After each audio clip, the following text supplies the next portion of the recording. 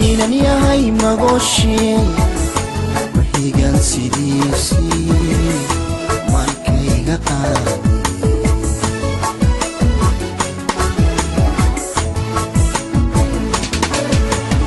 inan yahay magoshi mahigan sidiisi markayga qaadi